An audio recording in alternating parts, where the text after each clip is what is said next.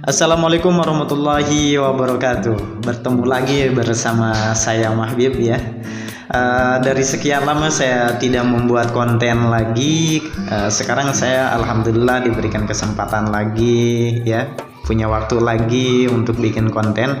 Tapi sekarang saya akan lebih fokus ke pembahasan tentang hukum dan politik. Jadi teman-teman, kalau nanti ke depannya ada mungkin pertanyaan-pertanyaan terkait tentang politik dan hukum, bisa dipertanyakan ke saya yang kemudian saya bisa jawab di sini di YouTube, atau mungkin ingin kepo-kepo seputar tentang hukum dan politik, insya Allah saya akan selalu update untuk membuat konten berkaitan dengan hukum dan politik gitu. Dan kali ini saya akan membahas tentang persamaan dan perbedaan antara pengacara dan advokat. Mungkin dalam benak kita itu dari dengar namanya saja, dari baca namanya saja, antara pengacara atau lawyer dan advokat itu beda gitu. Pasti dalam benak kita, wah dari sebutannya saja beda, berarti kan dari fungsinya pun adalah beda.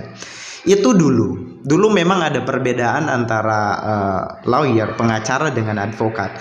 Tetapi setelah adanya Undang-Undang Nomor 18 Tahun 2003 tentang advokat, di mana penasehat hukum, konsultan hukum, pengacara praktik, advokat itu mempunyai kedudukan yang sama.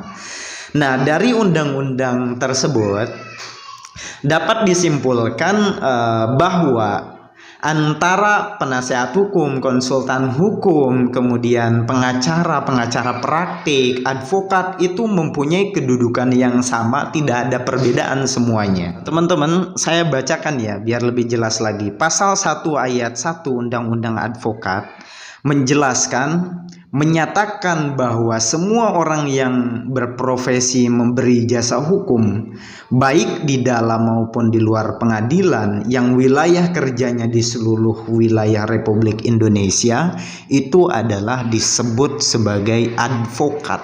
Jadi tidak ada perbedaan antara advokat, kemudian pengacara, penasihat hukum, konsultan hukum, atau pengacara praktik, semuanya adalah sama gitu.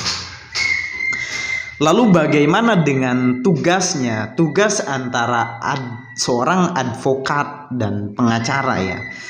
Dua-duanya mempunyai tugas yang sama, yaitu pertama memberikan konsultasi hukum.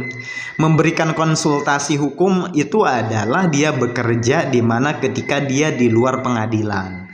Yang kedua, memberikan bantuan hukum. Sudah jelas tentu mereka membuka jasa atau memiliki jasa atau berprofesi memberikan bantuan hukum. Yang ketiga yaitu menjalankan kuasa. Menjalankan kuasa. Yang keempat, mewakili, mendampingi, kemudian membela dan melakukan tindakan hukum lain untuk kepentingan hukum kliennya. Baik, sudah cukup penjelasan dari saya bahwa sudah jelas di dalam Undang-Undang Nomor 18 Tahun 2003 tentang advokat bahwa antara penasihat hukum, konsultan hukum, pengacara, semuanya adalah sama sebagai advokat ya. Sampai jumpa kembali bersama saya di pembahasan-pembahasan lainnya. Terima kasih sudah mau ya menonton video saya. Semoga bermanfaat. Jangan lupa untuk selalu menyaksikan konten-konten saya yang berkaitan dengan hukum dan politik. Thank you so much. Assalamualaikum warahmatullahi wabarakatuh.